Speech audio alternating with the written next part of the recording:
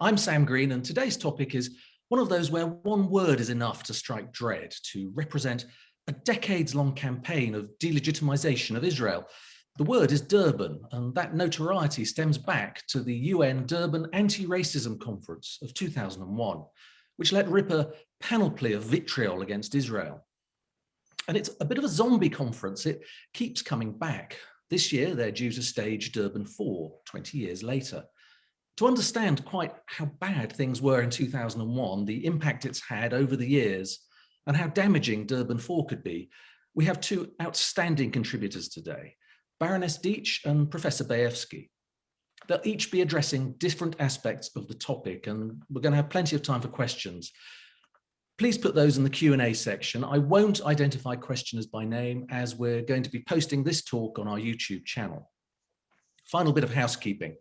If you find this talk interesting and would like to see more, please consider donating a few pounds, dollars, currency of your choice to the UKFI Charitable Trust. Baroness Deech will be talking to us in a little while, but first we're going to hear from Professor Bayefsky. She was a delegate at the original Durban Conference in 2001 and was so shocked by what she saw and heard, she's here today to give us an understanding of that and why she believes it's important for countries like the UK not to attend Durban IV.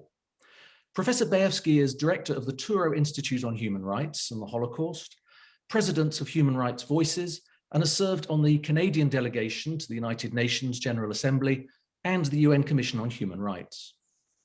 Professor Bayefsky, good evening. After 20 years, why is the Durban Conference still such an issue? Good afternoon or good evening. It's nice to be with you. Thank you for organizing this. The Durban Conference has been something that repeats itself for one specific reason, and that is the 70+ year effort to delegitimize and destroy the state of Israel, the Jewish state. So in 1975, the General Assembly adopted a resolution saying Zionism is racism. And as you may or may not recall, it took 19 years to finally have it rescinded. It's the only resolution of the General Assembly ever rescinded. But the consequence of that, or the reason that Zionism is racism, resonated with some people, is that by associating a Jewish state, the self-determination of the Jewish people, with racism, it was delegitimized. It deserved sanctioning and destruction. And so when it was rescinded, the Durban Declaration took its place. So in 2001, we assembled in Durban a global conference against racism that itself turned out to be, instead of being anti-racism, a forum for racism or anti-Semitism. There were two parts. There was an NGO forum, and I was a representative of the International Association of Jewish Lawyers and Jurists. And at that NGO forum, Jewish delegates were threatened physically, violently. The Jewish Community Center had to be shut down because they couldn't, the South African police couldn't guarantee our safety. And in the last moments of the NGO forum, they adopted a NGO declaration that called Zionism as racism again. And the Jewish victims, we were all organized into victims group, put forward a resolution about certain forms of modern anti-Semitism that dealt with the delegitimization and demonization of the state of Israel.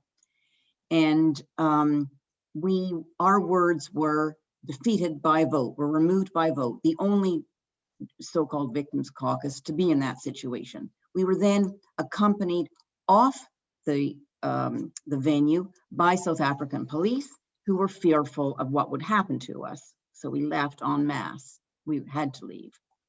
So there's a lot of misinformation about how it was just the NGO forum that was the problem, but that was not true. There was a close nexus between the NGO forum and the governmental conference. One led into the other.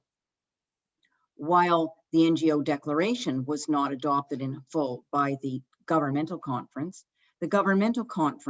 adopted a so-called well, it's not so called, it's called the Durban Declaration and Program of Action, the DDPA. And it says that Palestinians are victims of Israeli racism. It is Zionism is racism over again in a slightly different verbiage, but it means exactly the same thing. The second thing that happened during the governmental conference, and because I was part of a certain delegation, I was privy to a lot of what went on behind the scenes there. Because of that, there was also something called the Middle East section, which dealt with Israel. And so in the end of the day, the Durban Declaration names only one state as guilty of racism, supposedly a global forum, and that's the state of Israel, the Jewish state. So you have two problems. Number one, the misinformation, the lie, that Palestinians are the only named victims of racism in the declaration, and Israel is singled out. This was in the environment where there are demonstrations in the streets, apartheid Israel, Zionism is racism. And so the governments did it in for their part, and the message that was going on in the NGO forum and in the streets, this down with Nazi Israeli apartheid. That happens to be me speaking there to that crowd, which then ended up yelling and screaming and cutting people off. So,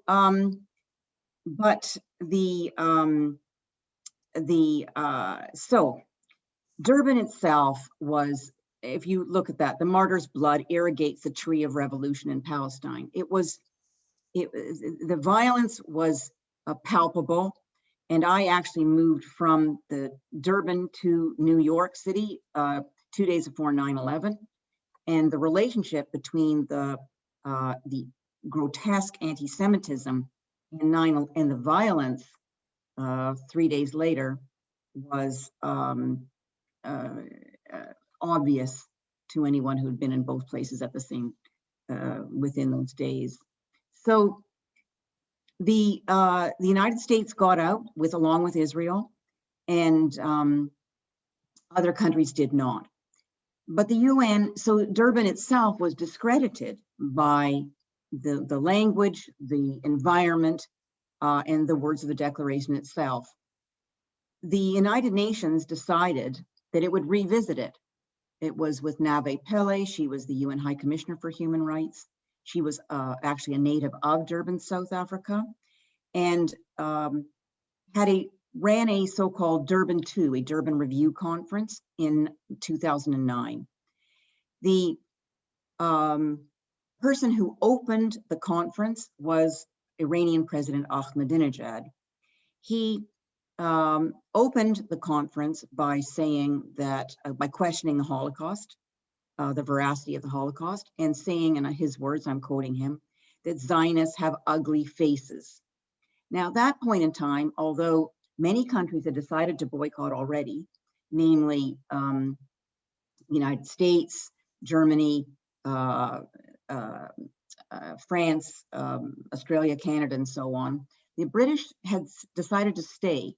Foreign Office obviously was going to, and other European countries, had decided to ask themselves, well, how much anti-Semitism is too much anti-Semitism, rather than the words of the Durban Declaration itself. So the Ahmadinejad stood up. It was not a mystery that he was deeply anti-Semitic. He questioned the Holocaust throughout his duration as president. And when he began to speak, and he did just that, then the British delegation walked out. But they waited. And I think it was much to the embarrassing to have to walk out in the middle of that, as opposed to have known enough to stay away. So the United Nations, again, the Durban Declaration and its program of action was clearly discredited from the inside. Now, the UN didn't stop there. The UN High Commissioner for Human Rights decided to run a 10th anniversary, Durban III, in 2011 to take place in New York. And at the opening of the General Assembly, the presidents and prime ministers and foreign ministers would all be in effect a captive audience. And they would sign on to a political declaration, which would call for the reaffirmation of the Durban Declaration. At this point in time, Britain decided that the Prime Minister David Cameron understood exactly what was coming on, and I'll leave it to Baroness Deech to talk about in detail, but they decided not to participate along with France and the United States and Canada and Australia and Germany. And so that was the 10th anniversary. Now, the lack of participation of the world's major democracies discredited Durban again. But the United Nations didn't stop there. And here we are 20 years later, Durban, which is the 4th iteration, the Durban IV, or the 20th anniversary. And you ask me, well, why is it back? Because the idea of characterizing a Jewish state as a racist state is still the same agenda to demonize, discredit the legitimacy of a Jewish state as opposed to racism, a country that's not perfect, but that is engaged as a democracy in every sense of the word, and to combat racism with all the other countries and their records. But so what happened specifically was in December, but as I say, the players within the United Nations have never, who are have that agenda, have never stopped. So in December 31st of 2020, the General Assembly adopted a resolution which calls for the 20th anniversary to be celebrated and to adopt a political declaration calling for the full and effective implementation of the Durban Declaration again. So the United Kingdom voted against that resolution, along with the United States and France, and as I say, Canadians and Australians. But it's going ahead. They were in the minority, and it'll still happen in New York, whether it's virtual or online or in person. Expectation is that some people will be there in person because many ambassadors were at the General Assembly last fall, let alone this coming fall when things are slightly better. So it will happen. There's no question of that. It will adopt a political declaration calling for the full and effective implementation. And the real guts of it, the tragedy of it all, is that it's turned anti-racism into a forum for racism. There will be a theme of Durban IV. It will be peoples of African descent. And again, what is happening is a misuse and abuse of a forum for racism, to combat racism, I should say, into something that will turn its back on the Jewish people, to suggest that somehow the equality of some can be built on the inequality of the few, the Jewish few. That's wrong. It's been understood as wrong by, so far, already having pulled out of the United States, Canada, Australia, and we're waiting on Britain to play its part, to stand up and say, modern anti-Semitism is completely unacceptable to modern democracies. And the Durban Declaration has been consistently discredited by these countries for 20 years, and anti-Semitism doesn't get better with age. Thank you, Professor Bayefsky. That's a really good introduction and impassioned. So all the questions that you'll have after hearing that, please use the Q&A tab, send them across, and we can draw that out.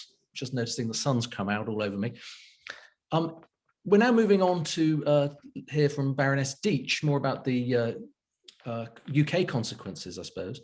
It is difficult to list all that Baroness Deech has accomplished. Amongst other things, the Independent Adjudicator for Higher Education, Governor of the BBC, Chair of the Bar Standards Board, Principal of St Anne's College, Oxford, Chair of the Human Fertilisation and Embryology Authority. She's a crossbench peer. She's worked tirelessly on anti-Semitism, and closest to home is an honorary patron of the UKLFI Charitable Trust. Lady Deech, what's been the impact of Durban in the UK?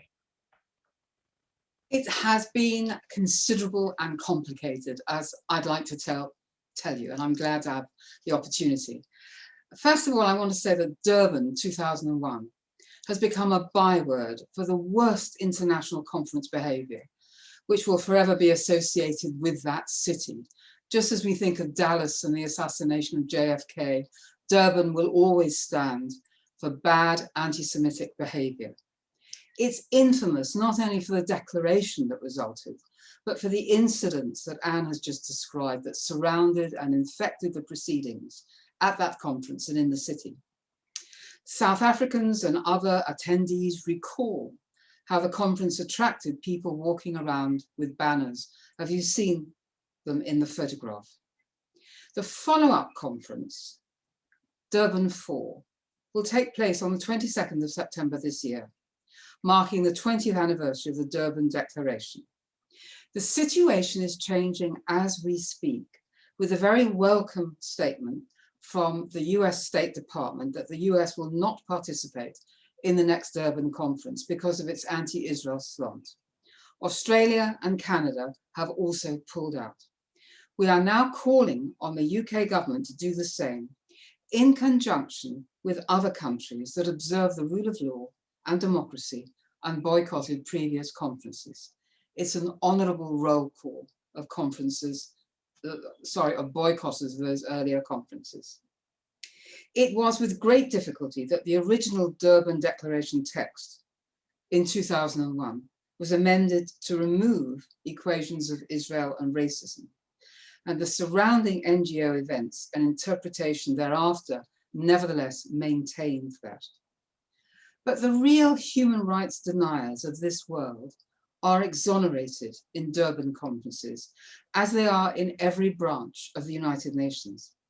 In fact, countries like Syria and China leap to take leading positions in human rights and women's movements in the UN, precisely in order to deflect attention away from their own criminal behaviour. It's worth noting that the first Durban conference took place just days before 9/11, an event that exposed the true racists in our world. We should remember that the hateful atmosphere at Durban took place when the Second Intifada was in full swing. 2 Israeli teenagers had just been kidnapped and murdered.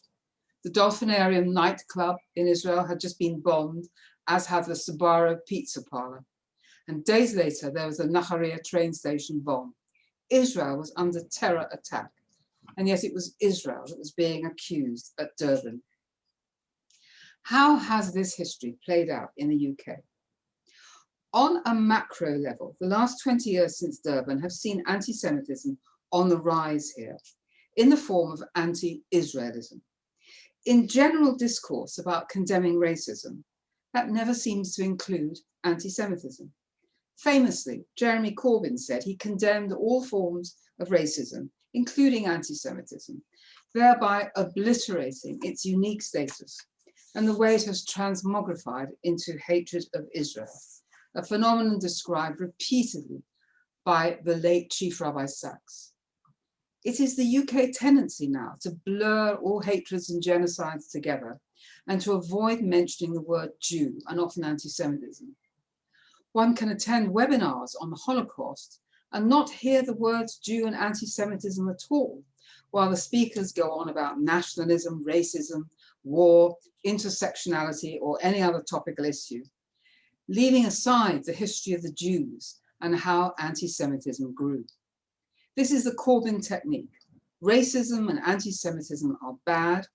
Step up to sign Holocaust remembrance books, have your photo taken doing so, and then condemn Israel for racism and apartheid, as if the one has nothing to do with the other.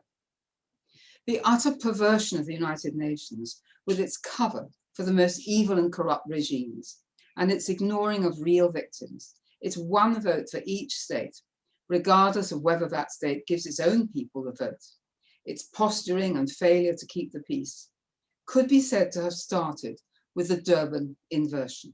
The General Assembly voting system gives a majority of undemocratic and authoritarian states a say over free democracies. There was considerable expectation in this country of an improvement in the British actions in the United Nations when Boris Johnson announced in 2018, when he was Foreign Secretary, that this country would not vote for the dedicated Agenda Item 7 of the UN Human Rights Council, with its obsessive and singular focus on Israel and what it calls the occupied territories. Nevertheless, other resolutions against Israel have been tabled under other items of that agenda, and the UK has merely abstained.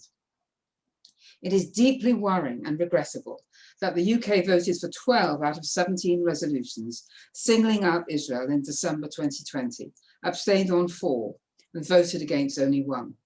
One of the resolutions the UK supported only used the term Haram al-Sharif to describe Jerusalem's Temple Mount, Judaism's holiest site, ignoring the Jewish connection to the site altogether. It is a constant struggle here against the association of Israel and apartheid, boycott, divestment, and sanctions, and to encourage the adoption of the International Holocaust Remembrance Association definition of anti-Semitism by organizations. In that sense, the effect of Durban was to make such slurs mainstream. The BBC's attitude to reporting Israel does not help. It is Durban that is the vortex of Jew and Israel hatred for the last 2 decades. One of the most potent ways of vilifying Israel is to label the state as apartheid or racist. Although the 1975 UN resolution that Zionism equals racism was withdrawn, those who wanted to see that revived worked towards Durban as the place to achieve it, and so they did. The NGO Forum there promoted a plan for the complete isolation of Israel as an apartheid state, reopening just the very lies of the past. Human Rights Watch, which has been in the news again very recently, labeling Israel as an apartheid state, was active at Durban and has continued to obsess about Israel. The aim of these NGOs is to draw a direct comparison between Israel and South Africa, thereby working to destroy the concept of a Jewish sovereign state, which is legitimate and democratic. There is constant depiction here of the Arab citizens of Israel as without rights, completely contradictory to the truth. Even Richard Goldstone of the South African Constitutional Court has denied that parallel. But the propaganda is all pervasive. We see it in the decision of the International Criminal Court to open war crimes investigations against Israelis. We see it in UK university anti-Semitic hate incidents and in Corbynist supporters' postings. Durban carries much of the blame for this. Modern discourse is of the Jews as a white, privileged oppressor sect, disqualified from victimhood and only seen as a threat. We know that work is afoot to make the word Zionism a dirty word. In South Africa recently, we heard that a Jewish candidate for a post as a judge was questioned about his membership of the South African Board of Deputies.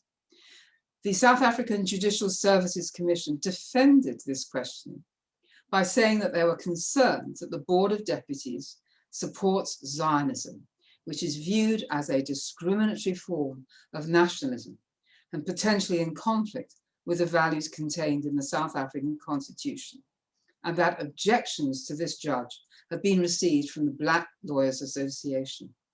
That is how Durban has infected the rule of law on its own home ground. The UK participated in Durban I and II, but walked out, as you've heard, when Ahmadinejad made his notorious speech. The UK boycotted Durban III, and now we wait for a decision about Durban IV. The statement of the Foreign Office so far is ambivalent, waiting to see what happens, when we know that once the declaration text is prepared, it will be difficult to alter. And if adopted by consensus, the dissenters are discounted. What shall we do? Anne bravely organised a counter conference in 2011 and plans to do so again. Note that past conferences have coincided with Jewish holidays, and it will be Sukkot this time. There was also a counter-counter conference of Israel haters in the so-called Durban +10 coalition. The UK voted against mandating Durban IV at the United Nations on 31st of December last, along with the other permanent members of the Security Council.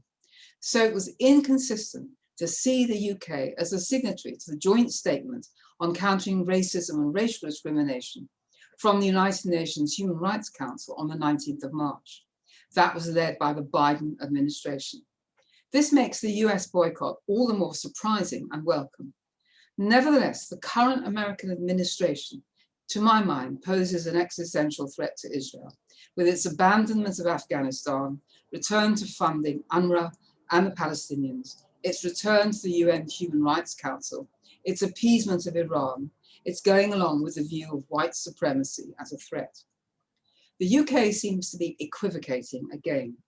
Before Durban II, similar noises were made in the UK to those being made now. In other words, let's see how bad it gets.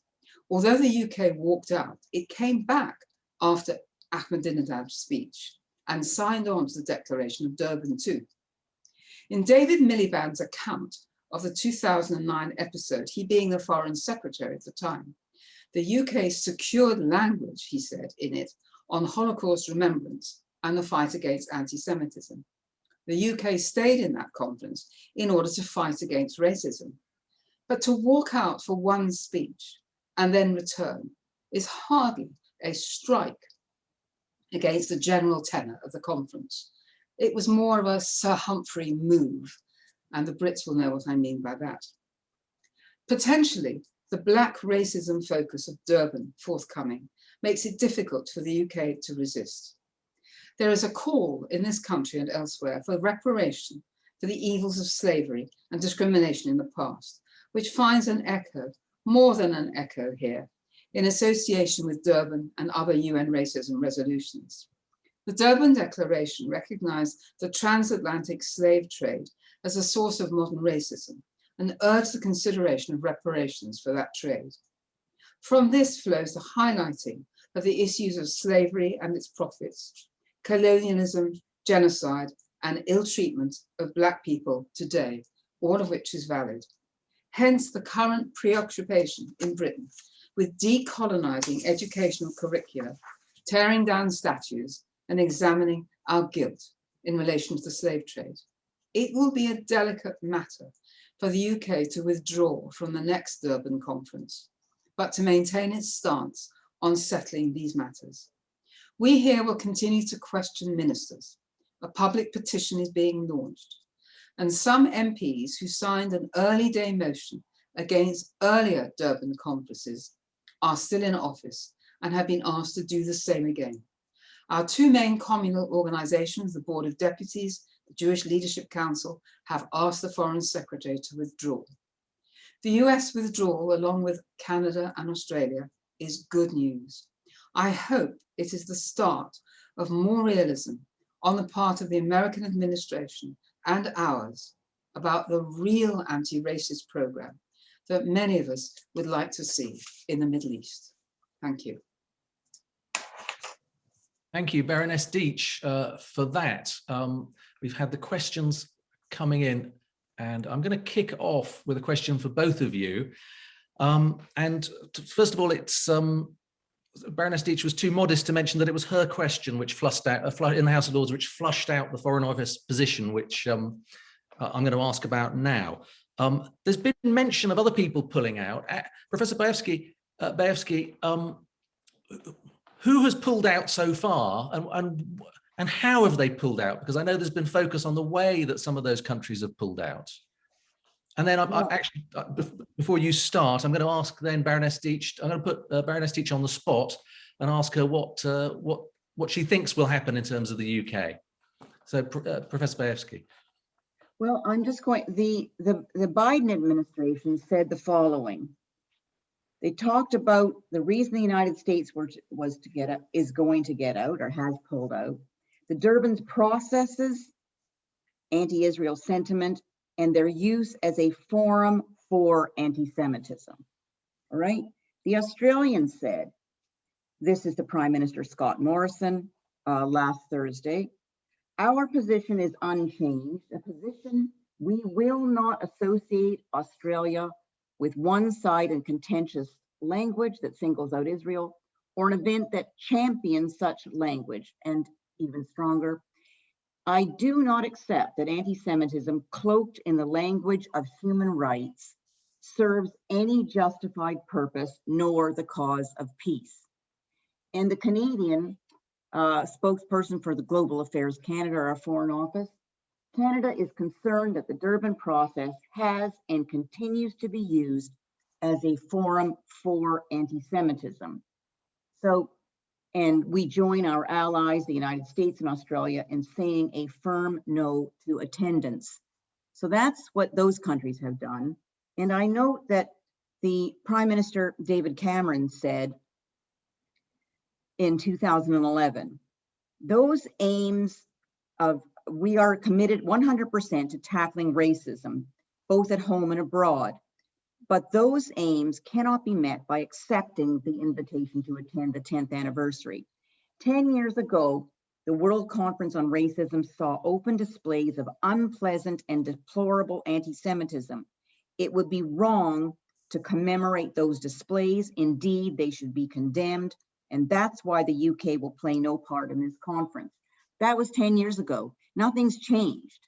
And so we're in a situation where it's very, very clear, and this has to be, I don't know how to stress it more than to say that the General Assembly resolution, and I'm quoting it, decides that the meeting, Durban IV, will adopt a political declaration aimed at mobilizing political will for the full implementation of the Durban Declaration. So there's nothing that your Foreign Office doesn't know about what is going to be the content of the declaration. It was already decided by the General Assembly. The United Kingdom voted against it.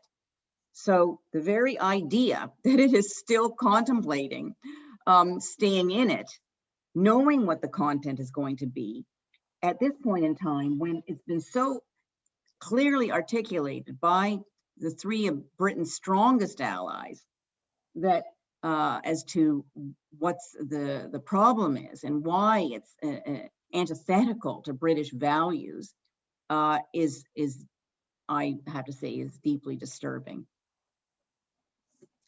I saw someone in the chat box asking for the date of the conference. It's the 22nd of September.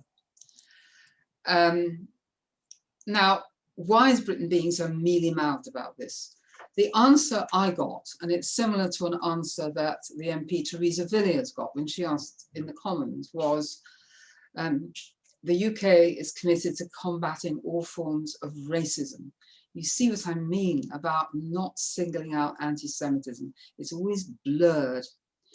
And then they say that the past conference gave rise to serious concerns. This is a difficult sentence. Therefore, we will consider UK attendance in the light of developments between now and the commemoration event, including the likelihood of any recurrence. And as Anne says, you know, there is nothing that can happen between now and September that would change that position. I'm trying to think what's going on in the minds of those who make the decisions. Boris Johnson, our Prime Minister, is allegedly a friend of Israel. And I think he is. It may be that they have been busy with the G7 conference that took place in our country a few days ago. And of course, some of the members who pulled out, the USA, Canada, and Australia, were actually there at the G7 conference. One rather hopes that they discussed it. I think there may be something in this mixing of anti-Semitism and racism that is holding back the UK government. And also, if I can get back on my hobby horse again, I think there's a tendency here to think that if you build a Holocaust memorial, that's it, job done. You needn't do anything to help Israel and Jews anymore. That will suffice. So we need to keep pressing to get the government to focus on this and not be distracted by other issues. And we've done everything that we can. People listening to this webinar may have their own ideas, but as I've said, our two main communal bodies have combined to press for the UK to pull out now. Pulling out later will not be nearly as strong and helpful a statement. Thank you. And we've just had a question actually, which picks up on something that you mentioned there, that there's an attempt now to link the idea of slavery and the Holocaust. Slavery was a type of Holocaust. And that sounds like an evolution of the narrative that you're talking about, Lady Deech. Yes, I think that's the case. It arises, but obviously slavery was terrible, and every day more unfortunate resonances of that are revealed here, just as they are in the US. And that's why I think it is a great pity that slavery, racism, and anti-Semitism are all wrapped up together, or sometimes put in conflict with each other. I've seen it said, why should the state spend money on building a Holocaust memorial when it won't build a museum to slavery? So all this kind of victimhood and identity stuff is coming up. And I think what's important, as Anne has highlighted, to make sure that the government and everyone listening understands that anti-Semitism is something quite different. Anti-Semitism goes back at least 2,000 years. There are those who say it goes back much further. No matter what you do today, I'm sorry to say, it will continue. There's no way that you can make reparation for it. The only thing that this government and other governments can do is to stand up and protest when they see it, whether it's at the UN, whether it's in BDS, whether it's in universities, whether it's in the pushback against the IHRA definition, whether it's in politics being used as a weapon by one side or the other, on the extreme right and the extreme left. We have to do that, while at the same time, of course, standing up against other types of racism. Quite different they are.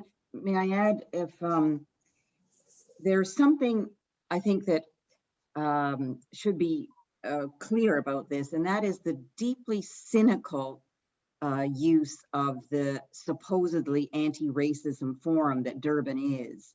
The theme for Durban IV, and I'm reading it, there'll be a theme in addition to the political declaration on the full implementation of Durban, which is the Israeli racist, the theme is, and I'm quoting it, reparations, racial justice, and equality for people of African descent. African descent. Earlier in the resolution, it referred to Africans and peoples of African descent.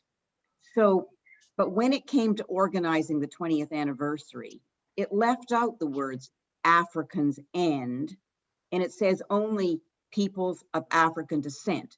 So the Libyan slave trade isn't on the agenda. The ethnic and atrocities in other parts of Africa aren't on the agenda. It's intended to be limited in scope to serve a certain kind of agenda, political agenda of the players behind the Durban Conference. So it's a sad day for victims of racism in many parts of the world, and Africa included. And this abuse and misuse of the anti-racism forum in Durban is really dangerous and as I say, doesn't serve the human rights purpose. I mean, basically the Durban message was insidiously to create a kind of a hierarchy of claimants to equality under the guise of racial discrimination, and to pit minorities against each other Some minorities are recognized expressly, others are disregarded, and Jews are villainized. So that's what Durban represents. That's what it is. That's what we know it is. That's what it's going to be in September. And there is nothing new that's going to happen between then and now. Now, interestingly, the original Durban Declaration says there was a Holocaust. You know, that's what they gave. There was a Holocaust. And in the meantime, the remnant of the Jewish people that counts on Israel to protect it was demonized as somehow part of the racial problem. So but there were a whole series of because I was sitting there in the negotiations, there were the draft had in it a whole series of action items for combating Holocaust denial, training of judges, and so on and so forth, and also on anti-Semitism. Those were all removed. So as I say, deeply cynical recognition of a Holocaust, but when it comes down to combating anti-Semitism, and particularly modern anti-Semitism, that's not there. So we've been duped before, and we've stood out against it, and no time like today for the United Kingdom to join its allies and doing the same thing again. Interestingly, I was just thinking about when both of you were talking about the new movement in the narrative that is being linked to the old narrative. There was a very explicit linking of Jews and the slave trade under Corbyn's Labour Party, where there was this equivalence that it was Jews who were responsible, and the funding of the end of the slave trade was outlined as something incredibly negative. But anyway, what we have here, I'll just use the word narrative, and we clearly have a narrative, and the narrative changes, which I'm going to ask you about a little later. The narrative has to come from somewhere. These attitudes don't just generate themselves and appear at a conference. I wonder if I could ask you both, if you both have a view, we'll start with Professor Bayefsky, on what is the role of state actors? We've heard about Iran. Maybe there'll be some change because of the Abraham Accords. Maybe there'll be some views on that. So what is the role of state actors? How has that changed, perhaps? And also non-state actors. Somebody asked a question about the Nation of Islam. Maybe I'm sure there are other people involved in that. So Professor Bayefsky, what about that? Well, I'm going to stick to the Durban Conference topic. Absolutely. The General Assembly resolution was adopted by vote. It was contested. I should have the numbers with me immediately, but I don't. But in any case, the major democracies voted against it. A large percentage of the European Union abstained. And the large majority of the so-called non-aligned movement voted in favor.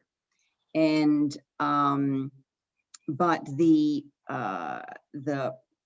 so the role of state actors is to have a kind of a push to use the language of anti-racism for a clear political purposes. Of they're not all the same. It's different states have different views. The Abraham Accords have had no impact on the voting record at the General Assembly in this regard. But the real nub of it is that the Democratic members of the Perm 5, the Permanent 5 veto holding members of the Security Council, have stuck together. That's Europe, the United Kingdom, France, and the United States. and along with, as I say, other countries like Canada and Australia. And this is what's critical. We don't have, the majority of the countries of the United Nations are not full democracies.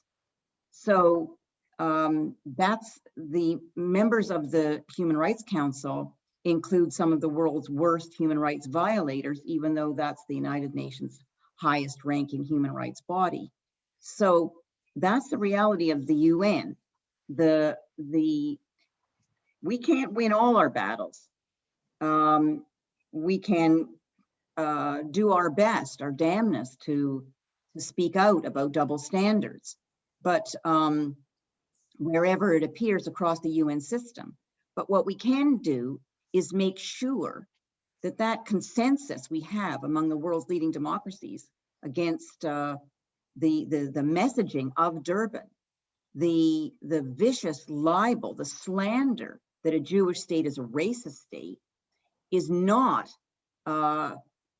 consistent with the values of our, as I say, the world's major democracies. Durban's an assault on all equality seekers. You can't build equality rights on the inequality of some. We threw that out when I don't know. You can think of many other contexts. So it's just it poisons the whole principle, the foundation of equality, and of the United Nations itself. So we know that. We know exactly what's going to go down. And in terms of NGOs, the General Assembly resolution called for the NGOs to, as it were, get the band back together and start organizing pro-Durban meetings. Certainly, Human Rights Watch is very keen on the Durban Conference, as they were, and the Durban Declaration as they were 20 years ago. Hasn't changed an iota. And so what they will or aren't planning is not clear, but that is no excuse for the states at the core, the center of our moral universe to stand up. Baroness Deech, I don't know if you have any observations on that. I've got a more UK-focused question, if you'd like me to go with that one. Well, we live in very difficult times. British watchers and listeners will know that for the last couple of days, the issue of Scottish nationalism has been very much the forefront. And it strikes me as odd that a little country, I have every respect for Scotland, my mother was born in Glasgow, there's a little country like that, it's seen as perfectly okay to reject the rest of the UK and want to be on its own. And yet if another equally small country wants to do the same, that's regarded as racist. We also live in the middle of a great deal of identity politics and victimhood. And unfortunately, the victimhood of Jews is not recognized. I recommend to everyone watching a magnificent little book by David Baddiel called Jews Don't Count, where he points out that in this troubled world of victimhood and identity and so on, the question of Jewish victimhood, discrimination against Jews, is overlooked. Anyone who's involved with the educational sector in this country will know that our higher education institutions are replete with statements and regulations about non-racism and not bullying and not harassing and so on. And yet when this happens to Jewish students, somehow that slips through the cracks. It is not recognized. We need to be loud and lippy, I suppose, and point out that we are different. We have our own history. And what's happening to Jews should not be subsumed in bigger agendas. I'm also a rather disillusioned international lawyer. And as I said, most of the states who are members of the UN really have nothing to brag about when it comes to apartheid and bad treatment, whether it is of women or minorities. The media here also, I think, must shoulder much of the blame. those who read the British papers, and in particular listen to the BBC, will not get an accurate picture of what is going on in Durban, which has not been mentioned in our press, apart from the Jewish press, or elsewhere in events in Israel. You've got to search it out for yourself. Someone was asking what the Durban Declaration actually said. You can Google it and it will come up and you'll find what it said. But everyone should do their own research and not just take what the papers say, no matter how distinguished those newspapers say, or the BBC, as absolutely true.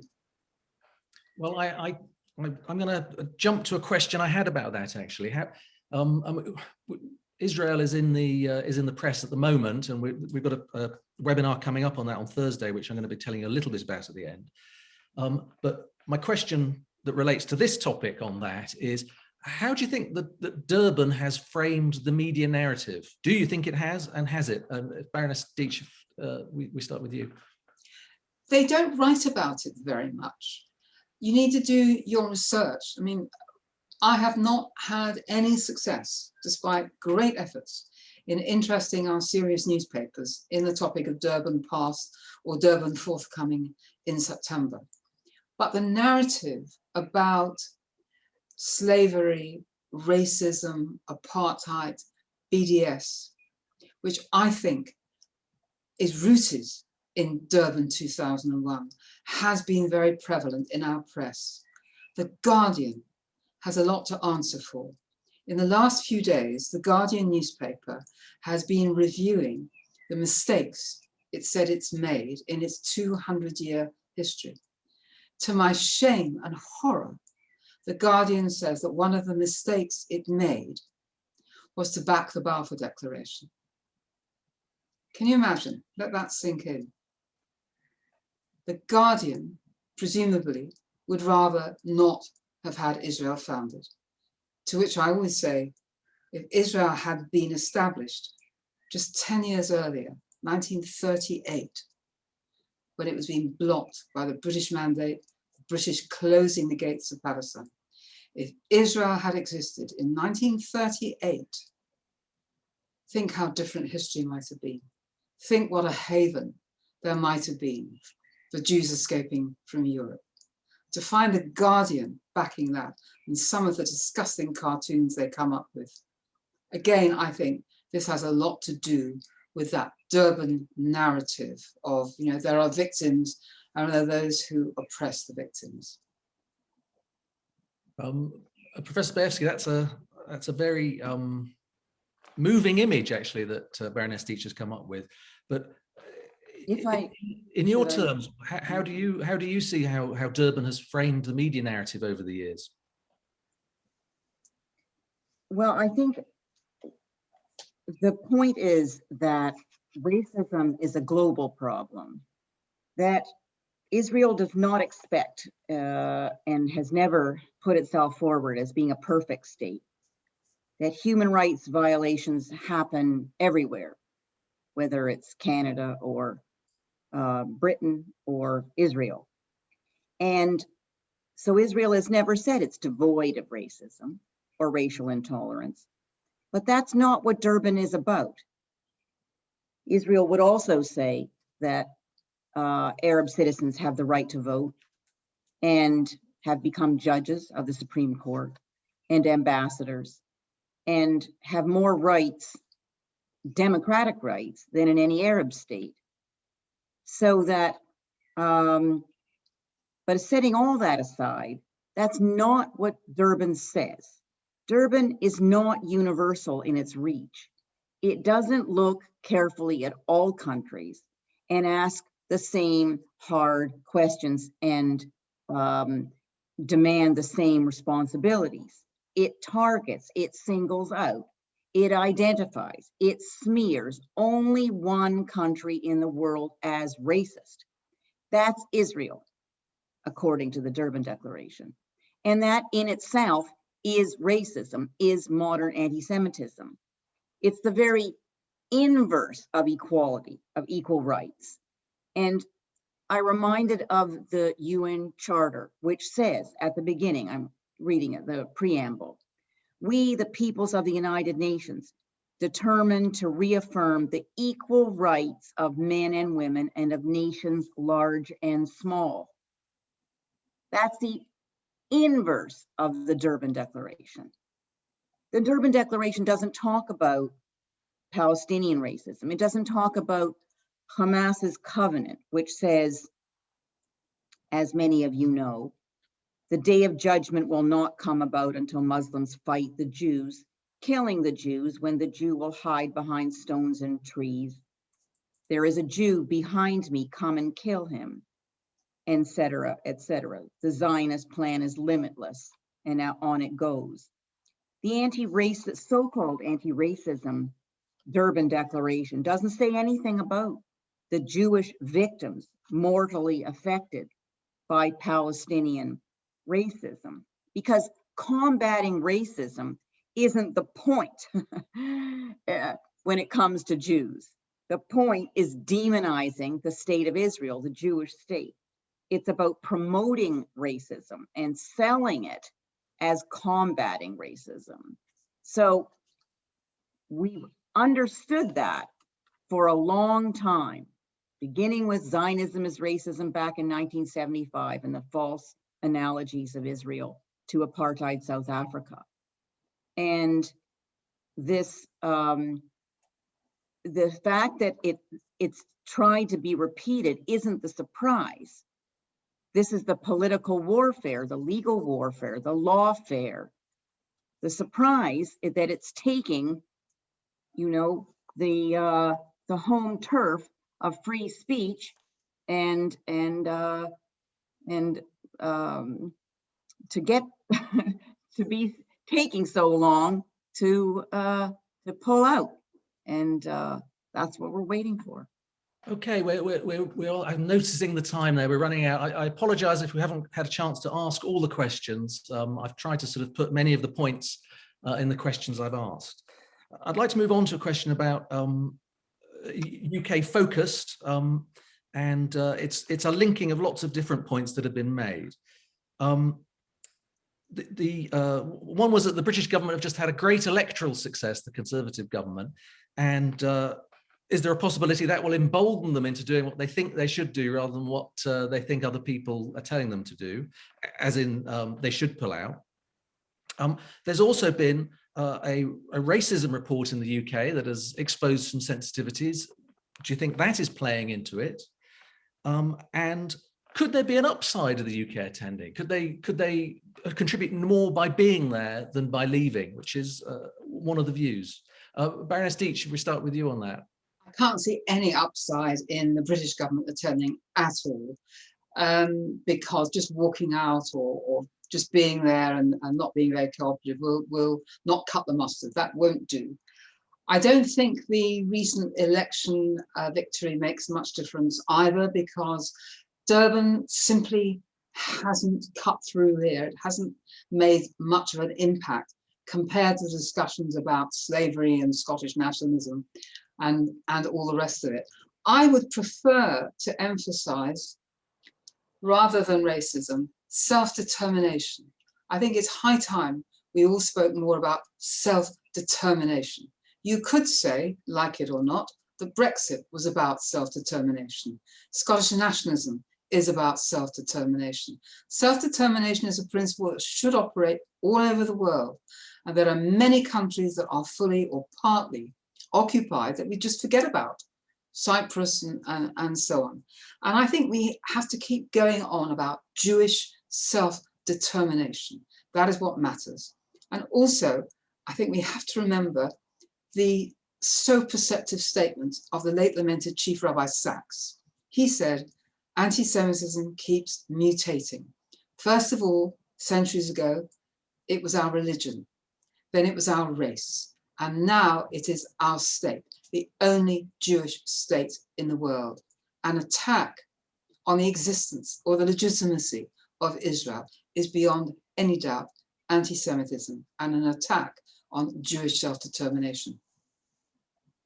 Professor Bayefsky, just we really are very close to the line here, but if very briefly I could ask you, what do you think the impact of the UK withdrawal would be? sends the right message that there is a community that is not prepared to buy into this, the demonization of the state of Israel, and says no to modern anti-Semitism. And what I would just say, just one word. First of all, I have a website, which I'm happy to give you, humanrightsvoices.org. We have a whole section on Durban, everything for the last 20 years. So you don't have to really do all your research by yourself. I'm happy to share that with you. But secondly, this idea that somehow there's no alternative to participation, that we better to be on the inside, that any and all multilateralism is somehow an end in itself. That's very wrong, because if it were, the global majority of undemocratic states would decide the fate of fully free democracies. And cooperation and collaboration are a good thing on many levels, but not necessarily, not at any context, or any time. We have Durban IV or nothing is a false dichotomy. There are multilateral ways to combat racism, to engage with each other, to fight racial discrimination, and we can do that. We have found them. There are treaties, there are other forums, and that Durban is just not that way to do it, not the way to accomplish those goals. Thank you. Great. Thanks to both of you, Professor Bayefsky, Baroness Deech. I think we've had some great insight into how this conference 20 years ago has framed how the world sees Israel.